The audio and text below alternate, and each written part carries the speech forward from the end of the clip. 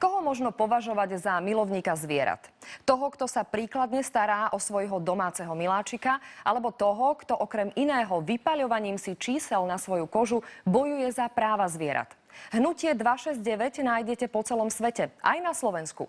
Spôsob, akým chcú upozorniť na nedostatočné práva zvierat, je však pre mnohých kontroverzný. Upozorňujeme, že niektoré zábery môžu byť nevhodné pre maloletých a citlivé povahy. Zuzana, mladá vegánka, identifikácia vegánska básnička na ruke a vypálené číslo 269.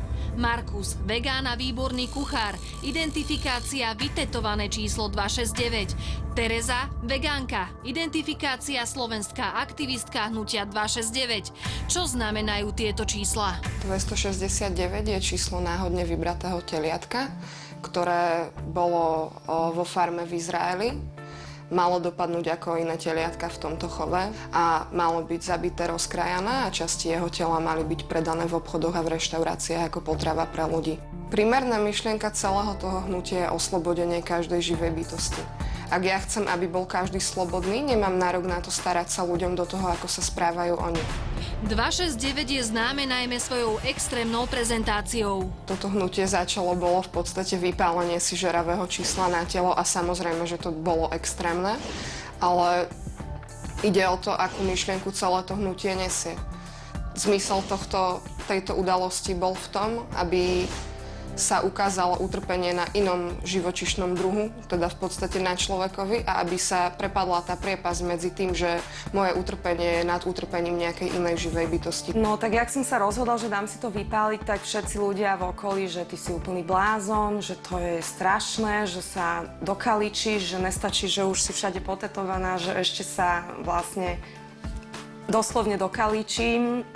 Ale ja hovorím, nie, pre mňa je to veľmi dôležité, lebo ja osobne sa necítim viac alebo menej ako nejaká kráva alebo sliepka.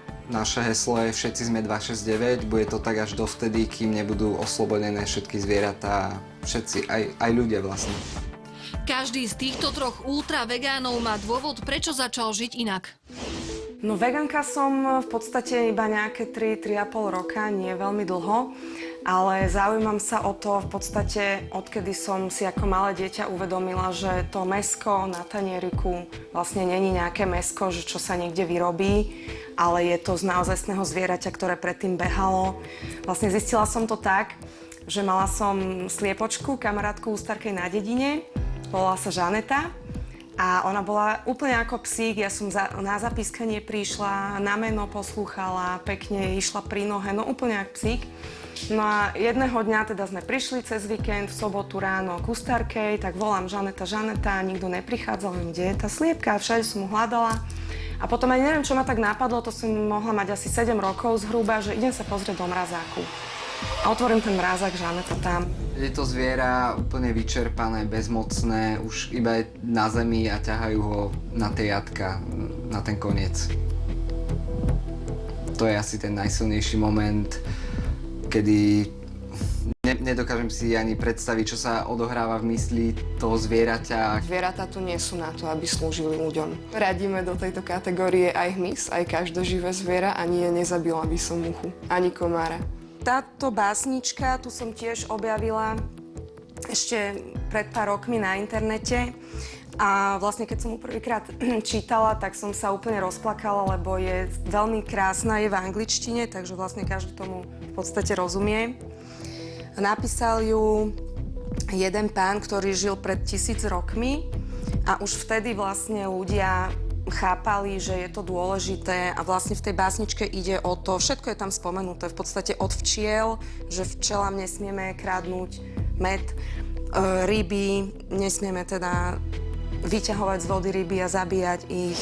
Ľudia z 269 sa často stretávajú s urážkami alebo nepochopením. Niektorí si dokonca myslia, že vegáni nejedia vôbec nič. No fakt to chutí ako guláš. Vážne to chutí ako guláš. No meat, no problem. A veríš tomu, že budú teda oslobodené všetky zvieratá?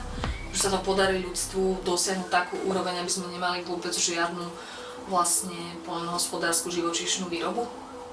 Verím, že áno.